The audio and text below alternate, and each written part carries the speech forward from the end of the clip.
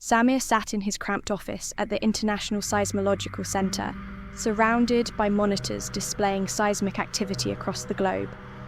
The hum of computers and the occasional distant chime of an alert were his constant companions.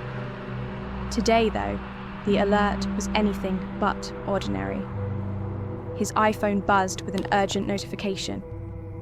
7.8 Richter scale earthquake hits the south of New York. He froze, staring at the screen. The third quake this week, he thought, unease prickling at the back of his neck. They were growing stronger each time, each one shattering the East Coast's historical stability. And yet, his colleagues continued to dismiss it. Freak events, they said, nothing to worry about. Samir knew better. He'd spent the last 6 months charting the bizarre seismic patterns emerging along the Atlantic seaboard. What he saw defied conventional tectonic theory. Frustrated, he turned to obscure sources, chasing the slimmest threads of explanation. That's when he stumbled upon Jim Mallon's work. Mallon had been a scientific pariah. His writings blended geology, folklore, and esoteric theory, postulating that some earthquakes weren't caused by tectonic shifts, but by disturbances from within the Earth's core, something far older and more malevolent. He described creatures, beings of unimaginable power, that lay dormant beneath the crust, their movements sparking cataclysmic events.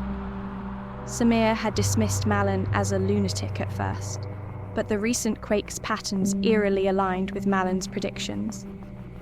Now, sitting in his office and staring at the notification, he couldn't shake the feeling that the old scientist had been right. December 27th began like any other day. The news from New York dominated headlines, but seismologists were scrambling for answers. Samir's phone buzzed non-stop as colleagues speculated wildly about undiscovered fault lines or submerged tectonic plates. But by midday, all theories were obliterated. A cataclysmic event struck Norfolk, Virginia. Samir's monitor lit up like a Christmas tree, seismic waves rolling in patterns he'd never seen before. Reports from the city were fragmented and terrifying.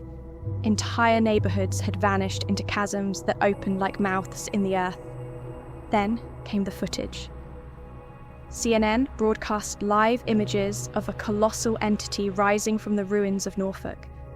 Its form defied comprehension, a serpentine body clad in obsidian scales, wings like molten iron unfurling against the smoke-darkened sky. Its head was crowned with jagged horns, and its eyes burned with an otherworldly light. Witnesses claimed it looked like a dragon, an ancient nightmare come to life. Samir stared at his screen, heart pounding. This wasn't a freak event. It was the awakening Mallon had described in his maddening labyrinthine prose.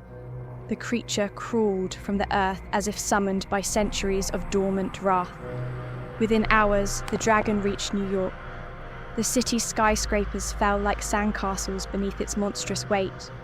Helicopters swarmed like gnats, their missiles and bullets bouncing off its impenetrable hide. The National Guard's efforts were futile. The creature moved with a deliberate, devastating purpose, obliterating everything in its path. Samir's office transformed into a war room. He dug through Mallon's writings, looking for any hint of a solution. The old texts were maddeningly cryptic, describing the creatures as both physical and metaphysical, bound by laws beyond human understanding. Mallon had written of rituals, ancient artifacts, and the possibility of banishment, but his notes ended in despair. Once awakened, Mallon had scrawled in one margin, their will is inexorable. Samir's colleagues called him frantic. The International Seismological Center was in chaos, theories flying fast and loose, but none addressed the immediate crisis. The UN convened an emergency session, yet the world's leaders had no plan. Nuclear strikes were proposed but quickly dismissed. What if they failed and only enraged the beast? By evening, the dragon's rampage extended across 3 states. Refugees poured into shelters, their stories chilling. They spoke of the earth itself seeming to writhe, the dragon's movements triggering smaller quakes and volcanic eruptions.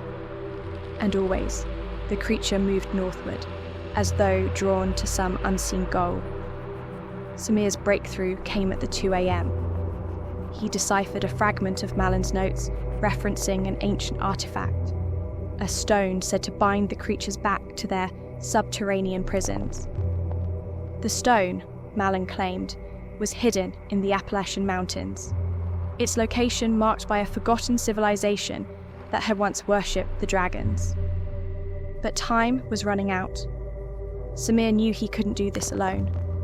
He called in favours, assembling a ragtag team of scientists, historians, and adventurers willing to chase the faintest hope. As dawn broke, they loaded their equipment into an old military helicopter and set off for the mountains, the dragon's shadow looming large on the horizon. The Appalachian expedition was a race against destruction. The group navigated treacherous terrain, piecing together Malin's clues, while the world watched in horror. The dragon had reached Boston, its fiery breath reducing entire districts to ash. Governments were on the brink of collapse, their citizens demanding answers, salvation, or both. Deep in the mountains, Samir's team unearthed an ancient temple. Its walls were inscribed with depictions of the creatures, eerily similar to what was now devastating the East Coast. At the temple's centre lay the artifact, a stone pulsating with a faint, otherworldly light. As Samir lifted it, he felt a surge of power and an overwhelming sense of dread. Malin's warnings echoed in his mind. To wield it is to invite peril. But there was no choice. The team prepared the ritual, hoping to contain the dragon before it reached the heart of civilization. The world held its breath as the ritual began. Samir recited incantations from Malin's texts, the stone glowing brighter with each word. The ground shook violently as if the earth itself resisted their efforts. Then, with a deafening roar, the dragon appeared above the temple, its eyes locking onto the artifact. What followed was chaos. The dragon unleashed its fury, the temple crumbling around Samir's team.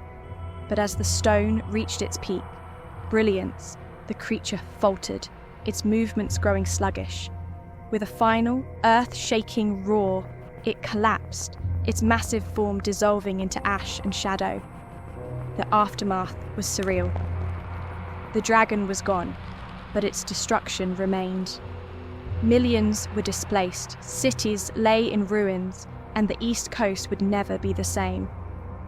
Samir became a reluctant hero, hailed for his role in stopping the creature. Yet he found no solace in victory. Malin's final warning haunted him.